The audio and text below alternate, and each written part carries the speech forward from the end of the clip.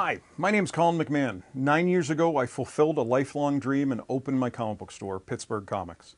Since then, it's been great. I've met lots of great people, I've read lots of great books, and I want to share that with you. Welcome to Comics Now.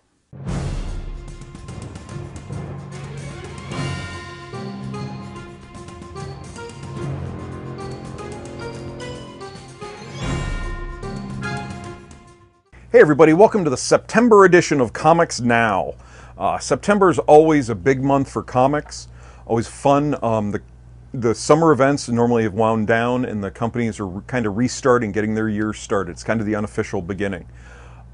Big thing for me, we have the Diamond Retailer Summit coming up in Baltimore, and it's this first week of September. So I get to go down there and see all my friends, all my buddies, you know, the retailers I know from California and North Carolina and Texas that I hang out with when I'm out there. So it's always fun, and it's fun because the publishers show up and they are previewing everything that they have going through the winter and into the spring, and let us know all the things that are coming. So I always come back all rejuvenated and excited. After a long summer, sometimes it can get a little worn down, which I try not to be. But it's always fun. I always come back really rejuvenated. So I'm doing that. That's actually this first week in September. So I'll be gone for a little bit. If you come to the store, I might not be here, but it'll be okay. But then, so now going into the September books, lots of neat stuff. I was looking through the Marvel catalog. Don't have a lot to say there because most of it is just continuing. They're having their big, huge Marvel Now event is in October. So they don't really have anything new coming out in September. It's a lot of just kind of the next issue type of thing. As far as Civil War got a little bit delayed. We didn't get an issue in October, so hopefully we'll get a couple in September. And then they've also extended it by an issue. It's going, instead of being a 7-issue series, it's now going to be an 8-issue series, and it's going to be wrapping up in November. So still going on, still exciting, see what's going on, but not a lot to talk about Marvel-wise.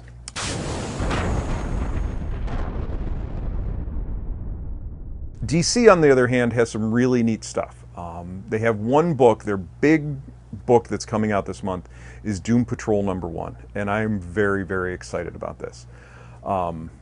My history with Doom Patrol is a little different. Doom Patrol has always been an odd character. I'm pretty sure, I forgot to check on this, but I'm pretty sure they predated the X-Men. And just kind of a very odd collection of characters. As you know, we had Uncanny X-Men when it started with interesting people. Well, the Doom Patrol definitely was that. I still remember picking up, it was on a trip to my grandmother's, I picked up one of the DC Blue Ribbon Digest, one just like this, and it was Doom Patrol. And it was, you know, gosh, it was all 95 cents, so, you know, not a huge amount of money, and kept me quiet in the back seat on a long car trip. And here's this very weird collection of characters. You had Robot Man, who was Cliff Steele, who was a race car driver in this horrible accident. Well, they take his brain out of his body and put it into a robot to keep him alive. Okay. You have Larry Trainer, who was, I forget exactly his history. I think he was a pilot who was crashed, and somehow now his entire body is wrapped in bandages to keep him alive. But he has this black essence that kind of comes out of him, and his body collapses, and it can only be out of him for like a minute. And it goes and does things. It can fly and do all sorts of things. You have, I think it's Rita Farr, who is a famous actress, and she gets some chemicals spilled on her. Now she can become Gigantic Lady. And you also have the person who's in charge. He's the professor, and he's got a beard, but he's in a wheelchair. And he's in charge of them. And they just go on these really bizarre adventures. As bizarre as you can see. It was, you know, classic 60s DC bizarre stuff. So I'm reading this little digest going, what is this? And just really fell in love with them. Then, we'll fast forward now to the late 90s. They had restarted the Doom Patrol series. Real kind of, the first batch of issues I don't remember, but all of a sudden I believe it was like issue 19 or 20, all of a sudden Grant Morrison took it over and just went nuts with it. And just some bizarre stuff. I've never read it. It's one of those things I want to. They're starting to put out these new great big trades, collecting it, and they're, but it was bizarre, it was offbeat, it was mature. And so they started labeling some of these books, and they started kind of a whole line with it. You also had Animal Man, you had Swamp Thing, you had Hellblazer, you also had Sandman. And these were all the precursors to Vertigo. So, and then a couple years later, they created Vertigo. So, neat thing, they're kind of doing this again now. They have Gerard Way, who was the lead singer for My Chemical Romance. Also did two great series called Umbrella Academy. There were 2 volumes of that. That was from Dark Horse. Just a fantastic, fantastic book. He interned at Marvel, so he has a lot of comic in his past. And now I guess his band is disbanded. I'm not 100% sure on that, but I think that's what it is. And DC has kind of tapped him to create the new Vertigo, the next stage in a Vertigo type thing. It's called Young Animal. And they're basically letting him play with all these C-list characters that no one really cares about. Doom Patrol has had a couple incarnations. They don't really fit in with the main superhero world. They really kind of need to be very, very offbeat. So Gerard Way is back, and he's taken over this. So we're getting Doom Patrol. We're getting a book, a Shade, which was a book, again, early Vertigo book, Shade, but this one's different now. It's a woman. It all comes around with this magical coat that also drives people insane. There's Cave Carson, who was in an old issue of Brave and the Bold, who basically is like a spelunker, and he does things like that. But it's a book called Cave Carson Has a Cybernetic Eye. And it's drawn by Michael Avon Oeming, who's well known for Powers and Mice Templar. So lots of really neat books coming from these guys. A lot on the way. This is Doom Patrol is their launch. It's their first one. And I'm just really excited about it because it kind of takes me back to the beginning of Vertigo, and that's a period that I really, really enjoyed. But just to give you an idea, so we have Doom Patrol #1 from Gerard Way and Nick Darrington. The atoms are buzzing, the daydreams crowd sentient streets, and the creative team has been warned. Turn back now or suffer the mighty consequences of sheer psychomaniacal mayhem. Generation arsonists unite. This is Doom Patrol, and the god of superheroes is bleeding on the floor. Okay, what does that mean? I have no idea, but I'm in. This is something that I'm very excited about. It's weird, it's different, and I think for me, that's the main thing I'm looking for in comics. Things I love, like one of my favorite books is Six Gun Gorilla. It's about a gorilla with 2 6 guns. Does it make sense? No, but it's fun, it's different, it's fresh. Superhero comics are great, but they tend to follow the same path, the same circles, the story. You know how it's going to end. You know, Batman's not going to die. Things like that, where in something like this, you don't know what's going to happen. So I enjoy this very much. Now, also coming from DC, we do have some more. The Rebirth is kind of winding down. We're getting to the last of the Rebirth books. So the ones that are coming out in September we have Batman Beyond Rebirth. This is by Dan Jurgens and Ryan Sook. 6 months have passed since the events of Batman Beyond 16. While areas of destruction remain in the outside world, Gotham City has made great strides towards reclaiming its bright future. But new threats arise and old adversaries may be coming back, and the question still remains, whatever happened to Bruce Wayne? Also, Blue Beetle #1. We already got the Rebirth book, but this one's very interesting.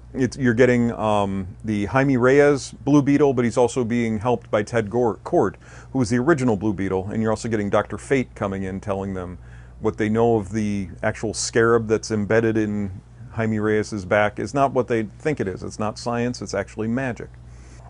So we also have Cyborg #1, or Cyborg Rebirth 1 and Cyborg #1 is coming, and this is by John Semper. John Semper was big on I believe it was the Ultimate Spider-Man cartoon. So he has a big history in animation, and he's coming to comics through animation. So I think that can be interesting, especially because they have the storyboard idea, so I think he can visualize the comic stuff very well. So we'll see how he does on this. But Victor Stone was once a star athlete and brilliant science student with a bright future. But after a tragic accident destroyed over half his body, Victor was kept alive by merging flesh with advanced technology. Today he is the Justice League co-founder called Cyborg. But is the young hero a man or a machine that merely believes it's a man? So, a little interesting take. Supergirl #1 is also continuing, and it's taking its keys mostly from the TV show. It's trying to integrate a little bit more into the actual TV show world, which is good, which is fine. So, and this is by Steve Orlando with art by Brian Ching. And Reign of the Cyborg Superman Part 1. Supergirl is back and working for the DEO to defend National City. As Kara Danvers, average American teenager and high school student, Supergirl must balance her life as a superhero with her new life on Earth. But some demons from her Kryptonian past are coming back to haunt her. And Kara will find herself face to face with her father, the sinister cyborg Superman. Teen Titans Rebirth. Now this is coming back, and this is the younger group of Titans. And it's fun because Damian, Batman's son, is going to be leading the group. So Damian, if you've never read him, is a very fun character because he's basically, I think they've now made him 13. He was 10, but now he's 13 years old and basically thinks he knows everything. So the Teen Titans this is by Benjamin Percy, who's doing an outstanding job on Green Arrow right now, and John Boy Myers. who I believe he did some work on Spawn. I'm not super familiar with his work, but the Teen Titans are farther apart than ever before until Damian Wayne recruits Starfire, Raven, Beast Boy, and the new Kid Flash to join him in a fight against his own grandfather, Ra's al Ghul. But true leadership is more than just calling the shots. Is Robin really up to the task? Or will the Teen Titans dismiss this diminutive dictator? Trinity. Now, this is by Francis Manapul. He is writing and drawing this one, and this is basically about DC's Trinity, Batman, Superman, and Wonder Woman. Together again for the first time, Batman, Superman, and Wonder Woman, the core of the world's greatest heroes. But with a new Man of Steel, the bonds these three share will be tested and redefined by superstar writer Francis Manapul. We also have Gotham Academy second semester is continuing. So if you like that, it's back with a new #1. Also, Raven #1. Raven's getting a miniseries, and the fun thing with this is it's being written by Marv Wolfman, who created her back in, again, my Teen Titans time back in the early 80s. Ever After is a new book coming too. This is also from Vertigo. This is basically continuing the Fables mythology. Also, this is kind of neat. Frostbite #1. This is by Joshua Williamson. DC kind of stole him away. He'd been doing a bunch of Vertigo stuff. He's doing Birthright, and he's doing a book called Nailbiter. And DC grabbed him to do Flash, which was a great get for them, real up-and-coming writer. But apparently he had some books he still wanted to tell. So instead of creating a new one at Image, he's brought it to Vertigo. So, long after the Earth has entered its second ice age, humanity has learned to cope with the frozen elements. In this cold and bleak future, heat is power, and brutal gangs roam the icy wasteland looking for it. If that wasn't enough, a terrible disease nicknamed Frostbite is literally freezing people from the inside out. Once you catch it, the effect is instantaneous. There's no immunity, there is no cure. So very Vertigo, Vertigo's pretty much turned into a horror kind of franchise right now. So this definitely seems right up that alley. But it's just neat to get something from Joshua Williamson.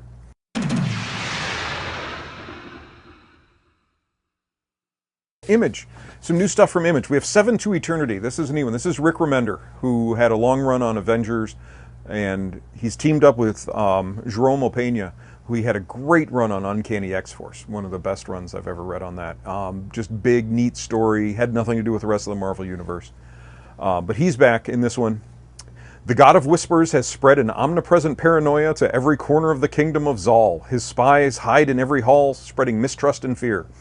Adam Osidius, a dying knight from a disgraced house, must choose between joining a hopeless band of magic users and their desperate bid to free their world of an evil god, or accept his promise to give Adam everything his heart desires.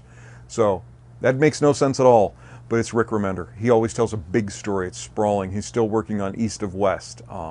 He has a great book that's on hiatus right now called Dying in the Dead, which is going into the secret history of societies on the Earth. So it's a lot to go on this one. It looks really neat.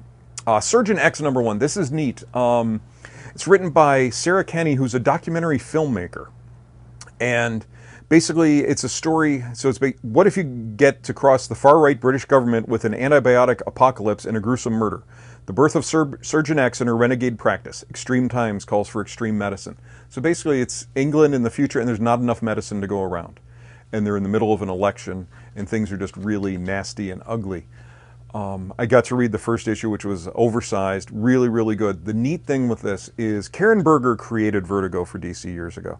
And in the move to California, she chose not to stay with the company and move along with DC to California. So she's kind of doing freelance work now, and this is the first book she's done since that. So the person who had the molding hands of Vertigo is now helping people at Image, and especially fun because this is a girl who, Sarah Kenny, who's not a comic writer. So she has this really neat, interesting story to tell, and Karen Berger's helping shape it and form it. So really, really good book.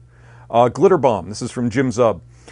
Farah Durante is a middle-aged actress hunting for her next gig in an industry where youth triumphs experience. Her frustrations become an emotional lure for something horrifying out beyond the water, something ready to exact revenge on the shallow, celebrity-obsessed culture that's led her astray. Hadrian's Wall. This is an 8-parter. This is from Kyle Higgins, who had a long run on Nightwing. We had him here at the store. He did Batman Beyond. He did Gates of Gotham. So a guy who definitely has some books under his belt. He did a book called Cowl at Image. So now he's doing this one, Hadrian's Wall. When an astronaut on Hadrian's Wall is murdered, pill-popping detective Simon Moore is dispatched to investigate the ship's crew, including his own ex-wife. But if Simon's not careful, what he finds could make the interstellar Cold War go red hot. So basically in outer space, Hadrian's Wall is something out there protecting the Earth from outside attacks. So things went wrong. Eclipse number 1. Imagine if sunlight burned you alive. In the near future, a mysterious solar event has transformed the sun's light into a deadly, immolating ray. The world's few survivors now live in nocturnal cities, but a killer emerges who uses sunlight to burn his victims. IDW is doing a bunch of stuff. They have this book called Revolution, and it's going to be going through all of their books. But it's also fun because they're kind of bringing the Hasbro world back. So it's going through Transformers and G.I. Joe, and there's a new book called Mask, which I don't really remember. I know it was a cartoon, but I mostly remember the ads on the back of the comics. But it was kind of like these guys with cars and tanks and all sorts of fun stuff. But it's also going to be in ROM and Micronauts. So it's just a big overarching event going through all the IDW books that month. There's also a new Star Trek miniseries coming out called Waypoint. It's got a couple stories in it. The first one is a Next Generation story by Donny Cates. Unable to decipher a mysterious ship's coded message, Starfleet has enlisted two greatest scientific minds, Captain Geordi LaForge and his best friend Data, to investigate. What they discover will alter the course of scientific human history as we know it. And then in the backstory, it's an original series story by Sandra Lons, where a crew member stranded on a strange planet encounters a bizarre alien creature. They must learn how to interact, but how? So, Dark Horse is still moving forward with their Life and Death storyline, which is going through the Alien and Predator and Prometheus stuff, and we have the new Aliens book is coming out from that run. Coming back, a character that's been around a while, Resident Alien, the Man with No Name, number 1. Basically, a stranded alien hides in plain sight, posing as a doctor in Patience, Washington. After he accidentally shows himself to federal investigators who are on his trail, a mysterious arsonist and a stubborn agent arrive in town to heat things up. And we also have a new one in the Hellboy world, the BPRD world, called Rise of the Black Flame. Young girls are going missing from the cities of Siam, and the trail leads to the jungle hideout of a bloodthirsty, cult-wielding, and ancient evil power, the Cult of Black. So, The Strain, that's been a series that's been running for a while, an adaptation of the TV show. And now they're doing what they normally like to do, where they're giving the origin of a character in a comic book form. So it's The Strain, Mr. Quinlan, Vampire Hunter, number 1. And this is by David Lapham. So if you're a fan of the show, fan of the series, this is going to be right up your alley. Also a new Tarzan of the Apes book by Tim Seeley and David Walker. Tim Seeley's had a great run. He did Grayson. I think he's doing the new Nightwing. We also have David Walker, who's doing the new Black Panther book. Raised as brothers but separated by slave traders, Tarzan and his ape brother Caesar reunite when the war between man and ape takes them from the jungles of Africa to the center of the earth. Aftershock has an interesting one. It's called Alters. It's basically like the first transgender type character. And this is by Paul Jenkins, who's done things for forever. So this one is you're going to hear a lot about this when it comes out. I think it's going to make some news just because of its subject matter. And Aftershock has been doing a great job with their books. So I have a lot of confidence in this one. Archie. Don't often talk about Archie, but we do have a new number 1, Josie and the Pussycats. So, grab the latest, surefire, top-of-the-charts new Riverdale series. Friends, countrymen, lend me your long tails and ears for hats. The Pussycats are back. In this series kickoff, Josie's getting the band together to help her achieve the dreams of musical stardom. But for the group to last, it needs a strong foundation of friendship and trust. Can the girls get along, or will Alexandra's plotting put a stop to the whole thing? Black Mask has 2 number 1s coming out. I always like to talk about Black Mask. I think they're one of those little hidden gems out there that are doing a great job. The first one is called Black. In a world that already hates and fears them, what if only black people had superpowers? After miraculously surviving being gunned down by police, a young man learns that he is part of the biggest lie in history. Now he must decide whether it's safer to keep it a secret or if the truth will set him free. And another one called Forevers. Live fast, live forever. 5 friends struggling on the brink of stardom sacrifice everything in a black magic pact that sends them all the wealth and glamour they ever wanted. But now, years later, the glow is fading. When one of them is killed in an accident, they each feel a pulse of magic rise in them. They realize the glow is spread evenly among the group, and if one dies, that power is passed along to the rest. Suddenly, they are being hunted. One of them has decided to kill the rest and harness the remaining power. As they search for the killer, each of the Forevers will be confronted by the macabre reality of the lengths people will go to be adored to make sure the spotlight never fades. So, this is by Kurt Pyers. He's done a couple other Black Mask books and a couple other for a bunch of different companies, Dark Horse and stuff. So, Skyborn. This is coming from Boom. This is a new Frank Cho book. He's writing and drawing this one. So, if you're a Frank Cho fan, I don't think don't think you'll not be picking this up. This will be a good one. Dynamite is doing a second volume of Grimm. If you're a fan of that TV show, you'll be a fan of the book, so stop by and pick that up. They're also doing one called The Great Divide. In the near future, humanity awakens to the horrifying reality that the faintest touch from another's skin results in agonizing death.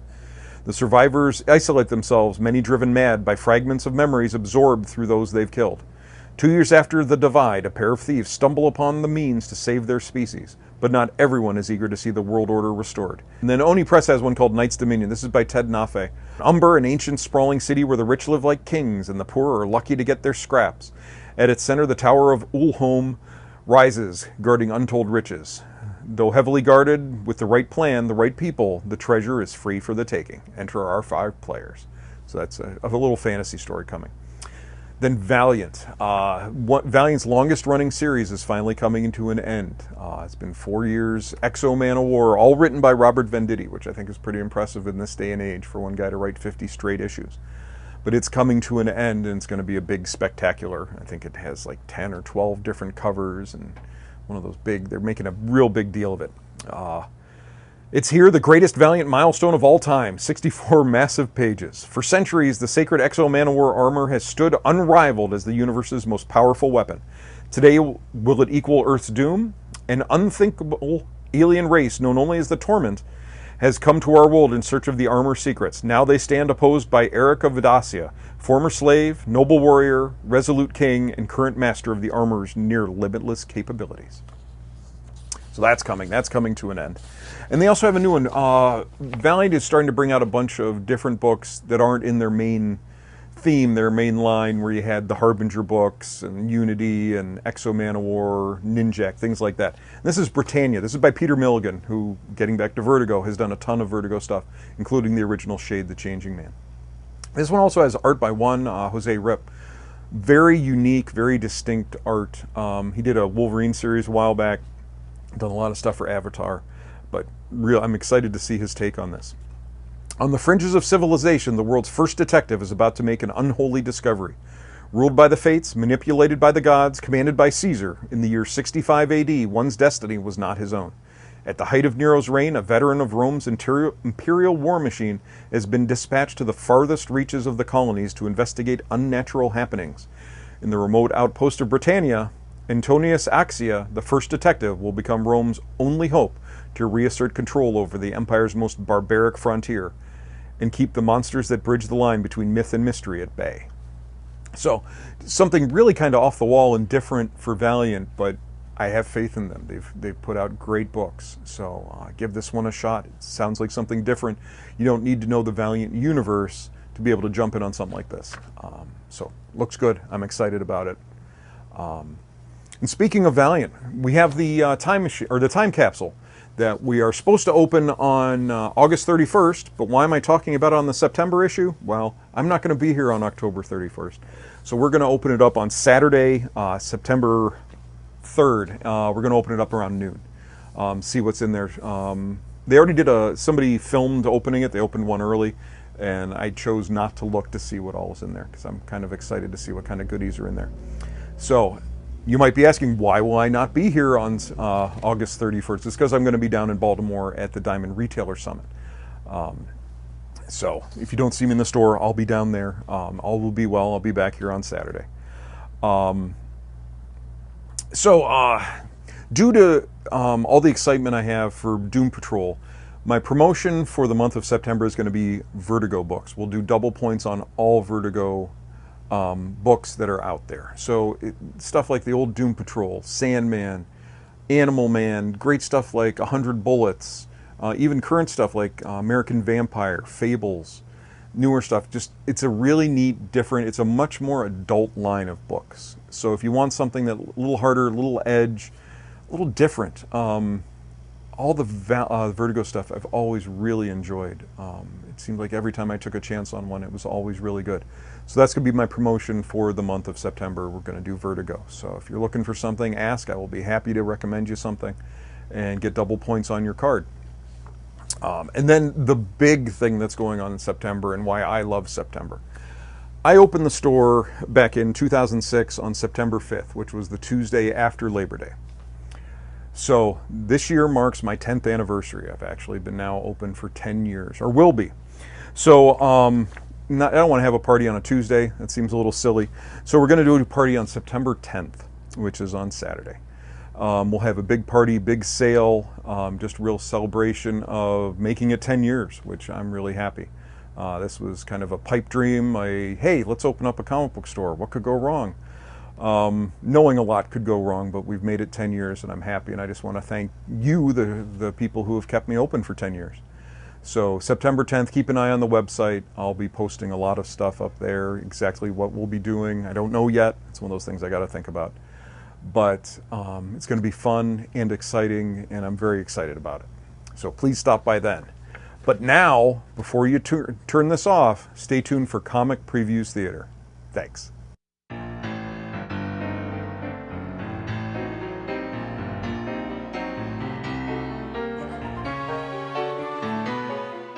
Third time I've replaced this road!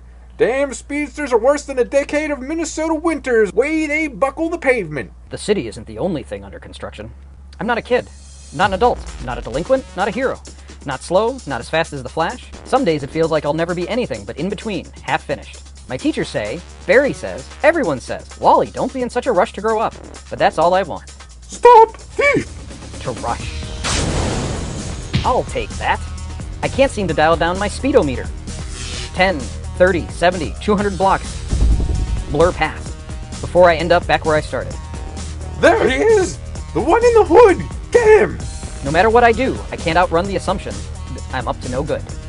Yeah, I've made some bad choices, gotten on the wrong side of everyone, including the law. But my Aunt Iris says being a teenager is all about making mistakes, figuring out who you are.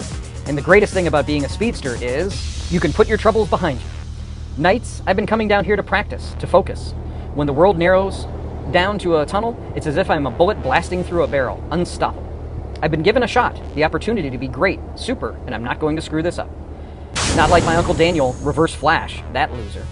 And not like that neighbor of mine, the one who got a basketball scholarship to a Big Ten school, who seemed destined for the NBA. And then partied too hard and passed out on the tracks and now spends his days parked in front of the TV, in a wheelchair. Are you okay, buddy? We've got to get you out of here, before it's too late.